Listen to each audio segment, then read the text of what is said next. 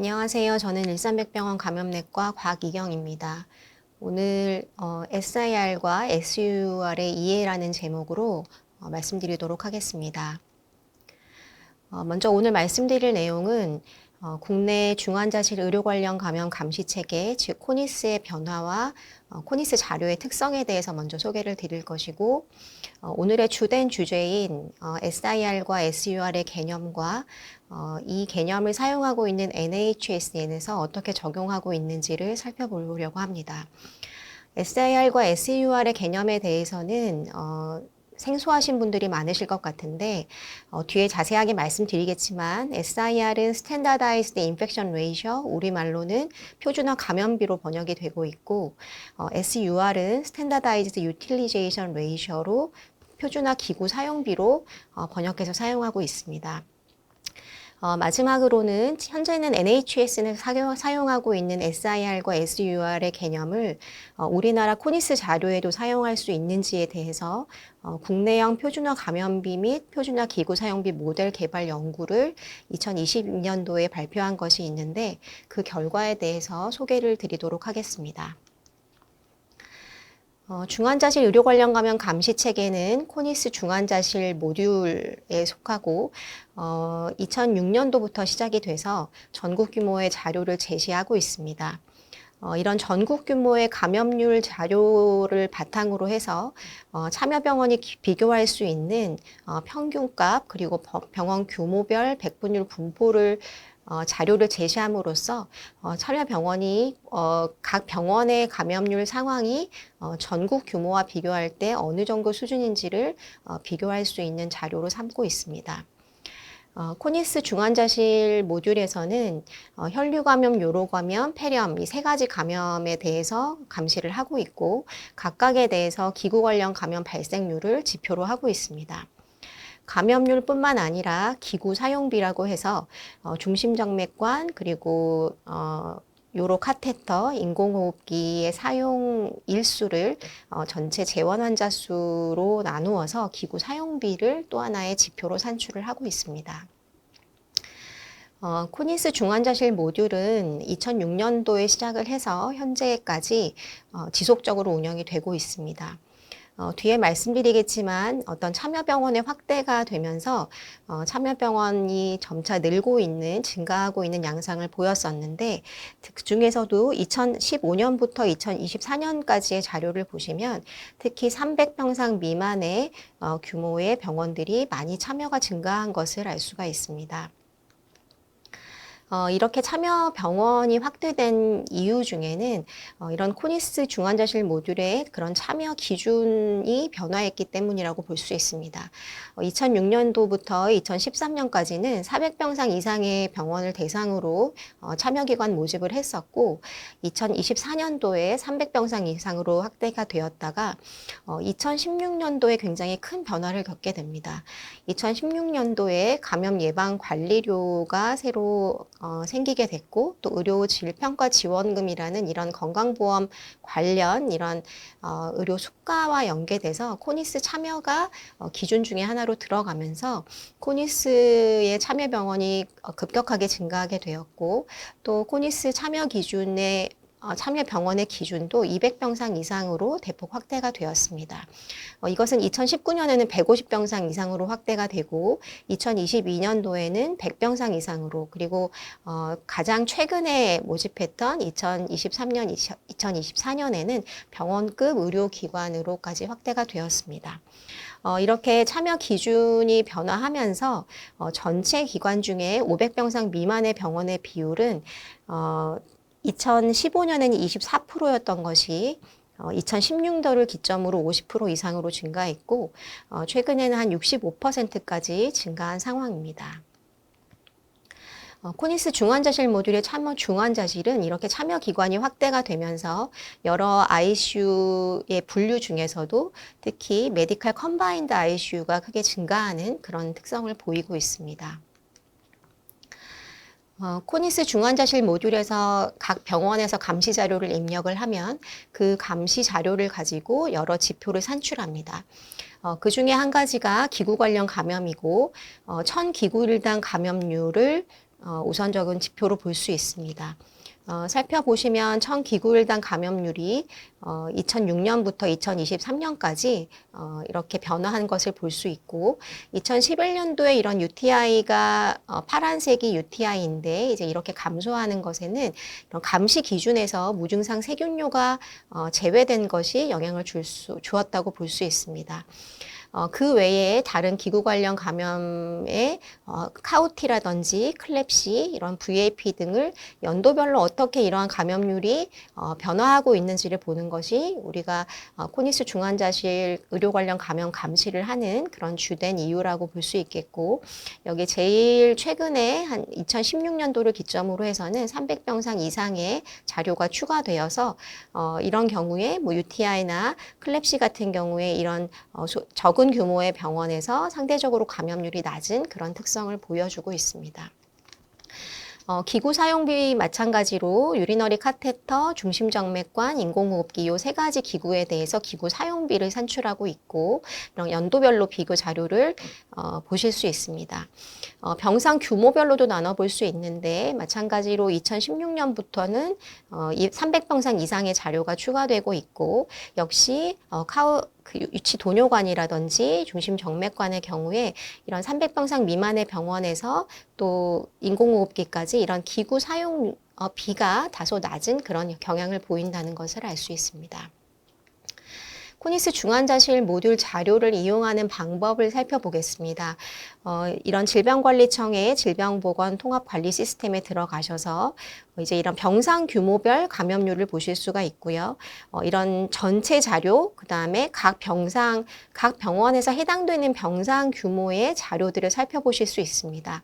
그러면 UTI와 BSI, 뉴모니아, 그리고 각각 기구 관련되어 있는 감염 여부 등을 이런 디바이스 데이즈 그리고 이런 평균 감염률 자료를 가지고 볼 수가 있고 이게 퍼센타일 자료를 같이 산출해서 보여주고 있어서 이제 각 병원에서 어느 정도의 수준인지를 비교해 볼 수 있는 자료가 되고 또 이것을 중환자실별로 각 병원에서 참여하고 있는 중환자실에 따라서 그 중환자실의 감염률 자료와 비교할 수도 있습니다. 그래서 여기 보시면 항목 중에 전체 해당 병원 감염률 비교 관리가 있어서 이러한 전체의 특히 병상 규모에 따라서 그 해당 병상 규모와 비교했을 때 어느 정도 수준인지를 비교할 수 있는 자료로 사용할 수 있습니다.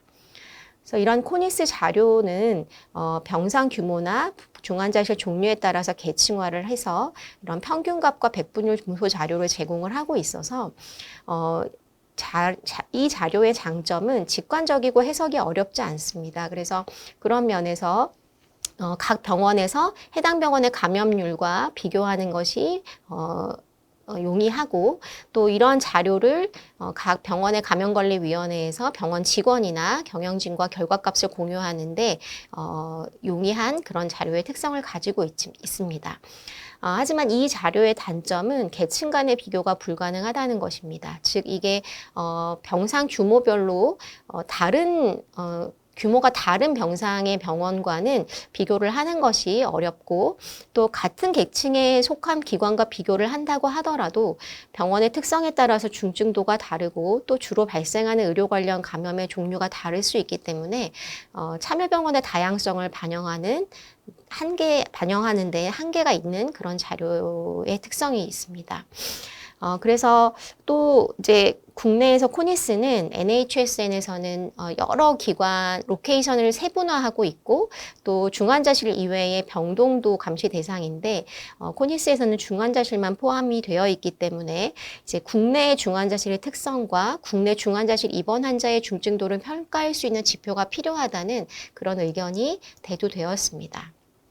코니스 중환자실 모듈에서도 여러 가지 변화가 있었는데 2016년도 이후에 참여병원의 수가 급격하게 증가했고 감시 중환자실 형태와 환자의 특성이 다양화되었습니다.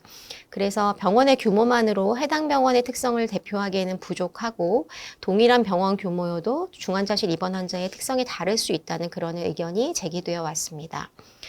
앞서 자료에서 보여드렸던 것처럼 중환자실 환자의 중증도가 비교적 낮은 300병상 미만 병원의 참여가 급격하게 증가했기 때문에 전체적으로 의료 관련 감염 발생률이 감소하는 것처럼 보일 수도 있고, 또 이러한 참여 기관이 달라졌기 때문에 시계열에 따른 감염률의 추이 평가가 어려워진 측면도 있습니다.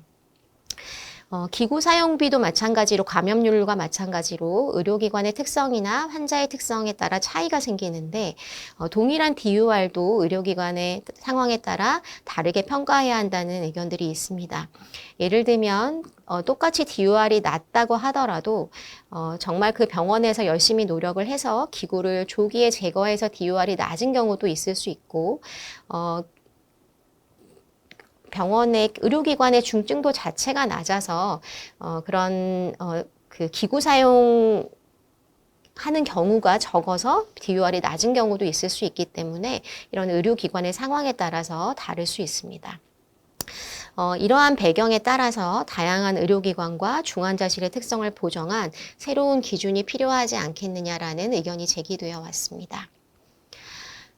다음으로는 그러면 우리보다 먼저 이제 의료 관련 감염 감시 체계를 운영하고 있는 NHSN의 상황을 알아보고자 합니다.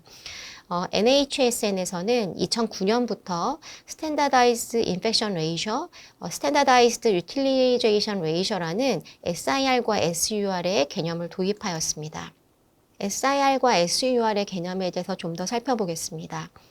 SIR은 회귀 분석을 이용해서 감염과 관련된 위험인자를 보정하는 것이 필요하고, 이로부터 예측값을 추정하게 됩니다. 이러한 예측값을 추정하려면 그 이전의 감염 자료로부터 추정해야 되기 때문에 베이스라인 자료가 필요하게 됩니다. 그래서 이러한 베이스라인 자료로부터 이런 위험인자를 보정해서 예측값을 추정하고, 이 예측값에 비해서 관찰값이 어떻게 나오는지를 평가하는 개념이라고 보시면 되겠고, SUR도 마찬가지로 기구 사용과 관련된 위험인자를 보정해서 예측값을 추정하고 그것을 관찰값과 비교하는 개념이라고 설명드릴 수 있겠습니다. NHS는 설명하기로는 SIR과 SUR은 의료 관련 감염 발생 위험 증가와 관련된 다양한 의료기관의 특성, 그리고 환자 수준에서의 요인을 보정한 측정값이고, NHSN에서는 2025년 자료를 현재 베이스라인으로 해서 그로부터 산출된 통계 그 값으로 예측값을 추정하고 있습니다. 특히 SIR 같은 경우는 클랩시, 카우티, 그 다음에 VAE, SSI 이러한 의료 관련 감염에 대해서 SIR을 사용을 하고 있고, 우리와 마찬가지로 세 가지 기구에 대해서는 SUR 값을 산출해서 사용을 하고 있습니다. 앞서 말씀드렸지만 다시 한번 살펴보면 SIR이라는 것은 이런 예상되는 의료 관련 건수를 추정한 다음에 실제로 해당 의료기관에서 실제 발생한 의료 관련 감염 발생수를 예상 감염 발생수로 나눈 것입니다. 그러니까 예측치보다 관찰치가 실제 발생한 것이 더 많으면은 SIR 값이 1보다 크게 되고, SIR이 1보다 작다는 것은 예측치가 더 크고 관찰치가 적다. 그러니까 예상보다 적은 수의 감염이 발생한 것을 의미합니다. 이런 예측치를 산출할 때 여러 가지 관련된 위험인자를 보정하기 때문에 이러한 계층 간 감염률 차이를 보정하는 효과가 있고, 이런 보정한 데이터 비교가 가능하다고 이해하시면 되겠습니다. 그리고 이런 보정한 자료이기 때문에 기존 시점의 데이터를 벤치마크로 해서 시간 경과에 따른 발생률 변화를 비교할 수 있습니다. SIR도 마찬가지입니다. 이런 통계 모델을 통해서 예측된 기구 일수를 기준으로 해서 관찰된 기구 일수가 더 클 경우에는 SUR이 1보다 크게 되겠고, 이 경우에는 예상보다 기구 일수가 높다. 반대의 경우에는 예상보다 기구 일수가 낮다고 해석할 수가 있겠고, 이러한 SUR 자료를 이용한다면 하나 보정값을 기준으로 하기 때문에 하나 이상의 계층에 대해서 데이터 비교가 가능하고, 국가나 지역, 의료기관 수준에서 시간 경과에 따른 변화를 비교할 수 있다는 장점이 있는 지표로 볼 수 있습니다. SIR과 SUR을 이용하려면 결국에는 예측값을 구하는 것이 중요합니다. 그 예측값을 구하는 것은 대개는 어떤 통계 모델을 사용하게 되는데 대개 회귀분석 모델을 사용해서 이런 위험인자들을 보정하는 과정을 거치게 됩니다. 대개는 베이스라인 자료가 필요하다고 말씀드렸는데 그 이전 연도의 그런 감염률 평균치를 가지고 그 관련된 여러 관련 영향을 미칠 수 있는 위험인자를 보정한 다음에 그로부터 예측된 의료 관련 감염 건수를 산출하게 된다. 이렇게 이해하시면 되겠고 거기에는 병상수가 될 수도 있고 CDC의 경우에는 CDC 로케이션, 퍼실리티 타입 같은 것들이 주요 변수가 됩니다. 다시 한번 설명드리면 예측 감염값을 계산하기 위해서는 기준이 되는 자료가 필요하고 이 기준값을 현재 NHSN에서는 2015년 자료를 기준으로 하고 있고 최근 자료를 보니까 이제 2022년도 자료를 베이스라인으로 다시 재평가하는 과정을 거치고 있는 것 같습니다. 그래서 이제 과거의 의료 관련 감염 자료를 가지고 이런 예측값을 구한다고 보시면 되겠고 이러한 과거 자료에서 그 각 기관이 가지고 있는 그런 여러 변수를 위험인자를 보정한 값을 산출하는 것이 예측값이다라고 이해하시면 되겠습니다. 이렇게 하기 위해서는 뒤에 우리나라 자료를 통한 것도 마찬가지 과정인데 기본적으로 과거의 감염률을 산출할 수 있는 그런 베이스라인 자료가 필요하고 어떤 위험인자를 보정할 것인가에 대한 그런 변수를 선정하는 과정이 필요하고 적절한 통계 모델을 만들어서 예측치를 산출하는 과정이 필요하다고 보시면 되겠습니다. 처음에 NHSN의 경우에는 이런 각 의료 관련 감염에 따라서 이런 기준이 되는 베이스라인을 다르게 정했던 걸 볼 수가 있고 각각에 대해서 이제 이런 예측치를 구하는 방법도 조금씩 차이가 있었습니다. 근데 가장 최근에 이용하고 있는 이제 최근 사용하는 방법은 이런 2015년도에 이런 베이스라인을 다시 정해서 이 리베이스라인이라고 용어를 쓰고 있는데 이런 베이스라인을 다시 정하는 과정을 통해서 그 리스크 어세스먼트를 하고 있고 전 국가 단위 자료를 가지고 위험 보정을 하고 그 다음에 통계적으로 유의한 그런 인자들을 가지고 그 통계 모델에 넣어서 이제 이런 예측값을 산출하고 있다. 이렇게 이해를 하시면 되겠습니다. 조금 더 세부적인 내용을 보시면 이제 급성기 병원의 경우에 2015년 자료를 베이스라인으로 해서 예측치를 보고 있는데 우리에게 공통적으로 적용되는 클랩시나 카우티의 경우에 CDC 로케이션, 퍼실리티 타입, 메디컬 스쿨 어필레이션, 뭐 교육병원인지 아닌지, 퍼실리티의 베드사이드 이런 것들이 통계 모델의 변수로 포함되어서 산출하고 있다. 이제 이렇게 이해를 하시면 되겠습니다. 수치는 복잡해 보이는데 이제 우리도 사용하고 있는 기구 관련 감염의 경우에 예측치를 계산하는 이런 통계 모델의 수치입니다. 그래서 각 어떤 변수를 넣을 건지 그리고 어떤 위험 인자에 대해서 어떤 만큼의 변수가 필요한지 이런 것들을 정하는 게 이제 통계 기법에서 필요한 그런 과정이라고 보시면 되고 이제 NHSN에서 같은 경우는 이제 이런 산출하는 방법을 제시하고 있습니다. 이런 자세한 내용들을 보시면 아까 제가 CDC 로케이션이 주요 변수가 된다고 말씀드렸는데 이런 CDC 로케이션은 코니스보다 훨씬 세분해서 분류를 하고 있습니다. 그러니까 급성기 병원의 경우에 어덜트 크리티컬 케어, 피디아트릭 크리티컬 케어, 번 크리티컬 케어 등 굉장히 다양한 로케이션을 정하고 있고 각각의 이런 예측값을 정할 수 있는 그런 통계 수치를 모델링해서 제시하고 있습니다. 뒤에 예시를 다시 보여드릴 텐데 그 다음에 들어가는 변수들은 이런 메디컬 스쿨 어필리에이션, 그다음 주교육 병원인지 아닌지 그런 것들, 퍼실리티 타입도 좀 더 세분화되어 있는데 children's hospital, women's hospital, 제너럴 어큐트 케어 호스피털 이런 식으로 구분을 해서 퍼실리티 타입에 따라서 다양한 변수를 제시하고 있고 메드사이드는 이런 자체적으로 병상수를 구분을 해서 이렇게 통계 모델을 하고 있습니다. 이제 이거를 이제 그냥 이렇게 예측값이 산출된다는 개념 정도로만 이해하시면 되겠습니다. 그래서 이 모델을 통해서 상수가 나오고 CDC 로케이션에 따라서 각각의 수치들이 제시되어 있는데 이 수치에 따라서 해당하는 병원인 경우에는 이제 이 수치가 들어가게 되는 거고 그렇지 않은 경우는 0으로 결정하기 때문에 이제 다른 수치에 대해서는 적용되지 않는 그렇게 계산이 되게 됩니다. 그래서 각각의 이런 병원의 특성에 따라서 기준값이 있고 그렇지 그 기준값에 대비해서 얼마만큼의 가중치를 둘 건지 이런 것들을 통계 모델로 제시를 했다 이렇게 보시면 되겠고요.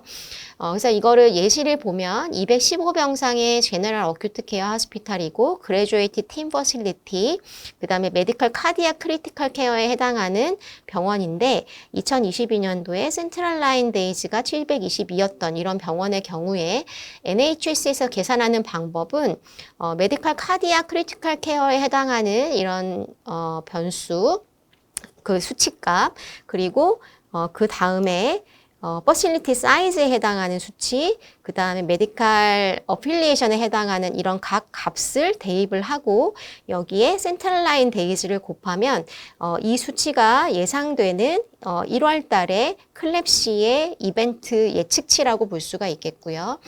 그걸 가지고 이제 이런 방식으로 해서 특정 값의 임팩트 이 기간에 해당되는 특정 기간에 감염이 5건이었는데 예측값은 2.3건이고 그렇다고 하면 2.365분의 5가 SIR에 해당이 돼서 이렇게 값을 제시하는 것이 NHSN에서 SIR 자료를 사용하는 방식이다 이렇게 이해를 하시면 되겠습니다.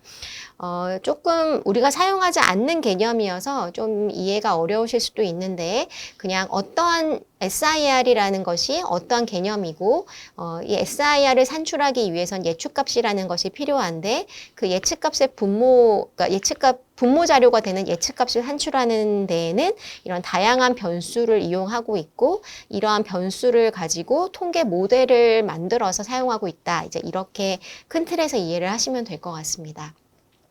다음으로는 그러면 이런 NHS에서 사용하고 있는 그런 SIR과 SUR을 국내 코니스 자료에서도 사용할 수 있겠는지에 대한 이런 모델을 개발하는 연구과제를 박선희 교수님께서 진행하신 적이 있습니다. 그래서 2022년도에 진행되었던 연구과제이고 이 과제에 저도 참여를 했기 때문에 여러분들께 지금 말씀을 드리고 있는데 이 내용에 대해서 소개를 해드리려고 합니다.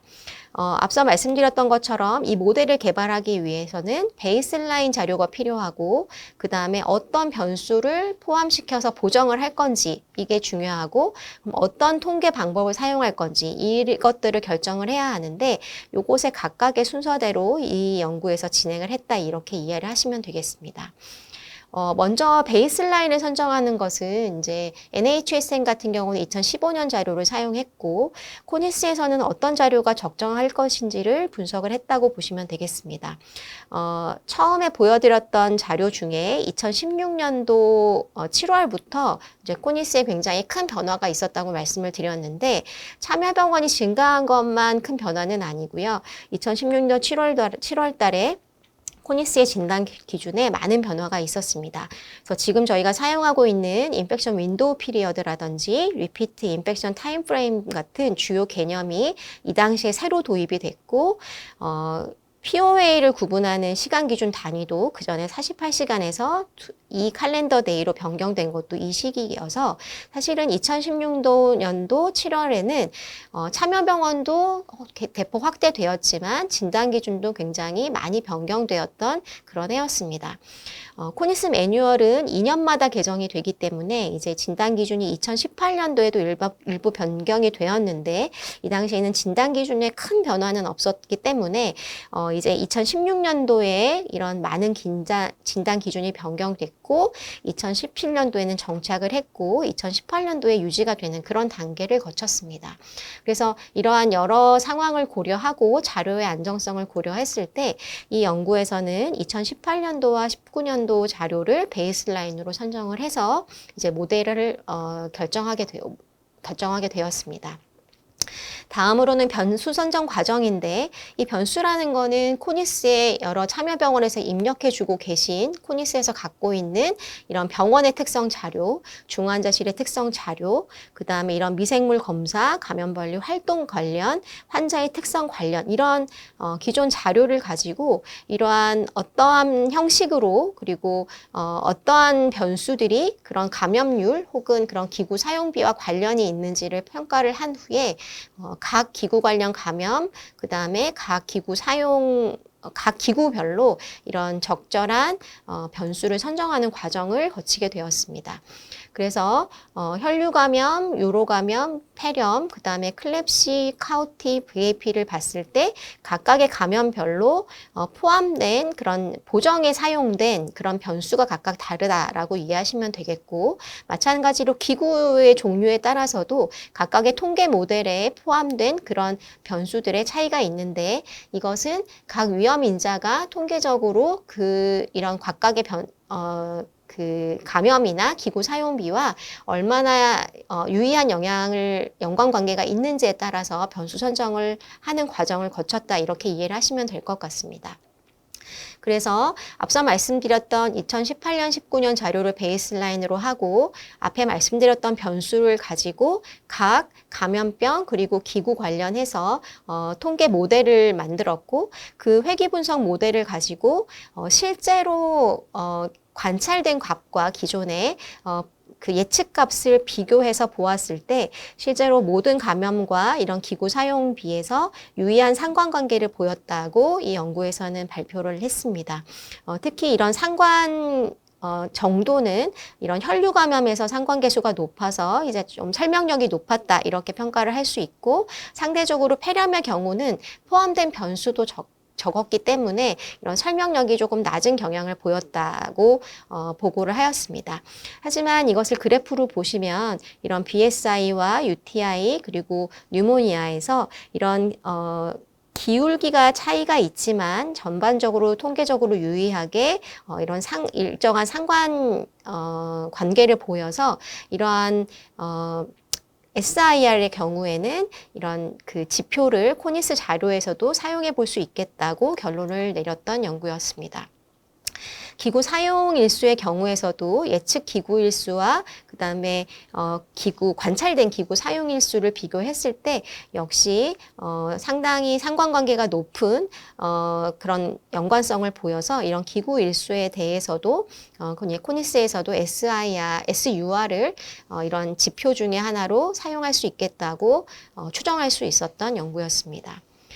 앞서 보여드렸던 거는 이제 모델의 적정성을 평가했던 그런 그래프고, 그러면 그런 SIR 자료를 이용해서 저희가 앞에 보여드렸던 이런 감염률 자료, 코니스의 시간에 따른 감염률 자료와 이런 SIR 자료를 비교하면 어떨 것인지를 비교 분석한 그래프를 이제 같이 그 분석을 했었는데, 여기 보시면 2016년부터 20년도의 자료이고, 요 당시에 이런 2018년, 19년도 자료를 이용해서 SIR을 구했을 때 이런 전반적으로 경향이 기존 자료와 SIR을 이용한 자료와 관찰된 자료를 비교했을 때 거의 일정한 경향을 보였기 때문에 역시 여기에서도 이런 SIR 자료를 코니스에서 유용하게 사용해 볼 수 있지 않을까라고 판단을 했고, 마찬가지로 DR 경우에도 경향성을 본다면 이런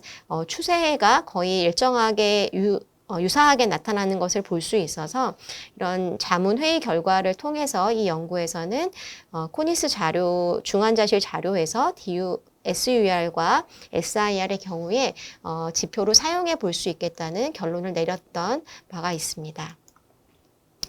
하지만 이제 SIR과 SUR 국내 적용을 위한 선행사항도 제시를 하고 있는데, 그 변수 자료가 대부분 병원 특성 설문에서 응답해 주신 자료를 가지고 변수를 선정했기 때문에 그런 병원 특성 설문조사와 이런 감시 참여의 시차를 최소화해야 하고, 그리고 자료의 완결도가 높아야겠다라는 것이 이제 전제 조건의 하나로 제시가 되었고, 또 이제 이런 것들을 이제 자료로 지표로 사용하게 된다면 이런 설문조사가 이제 각 모듈별로 이제 중환자실 모듈만 있는 것이 아니기 때문에 이제 이런 설문조사를 좀 일원화하고 자동적으로 입력을 하면 이제 바로 자료 분석을 할 수 있도록 코딩할 수 있는 시스템이 마련되어야 되겠다고 이제 연구자가 제시를 했었고, 이런 통계 관련 인력도 필요하겠고, 또 이게 병원의 특성과 관련된 자료가 대부분이기 때문에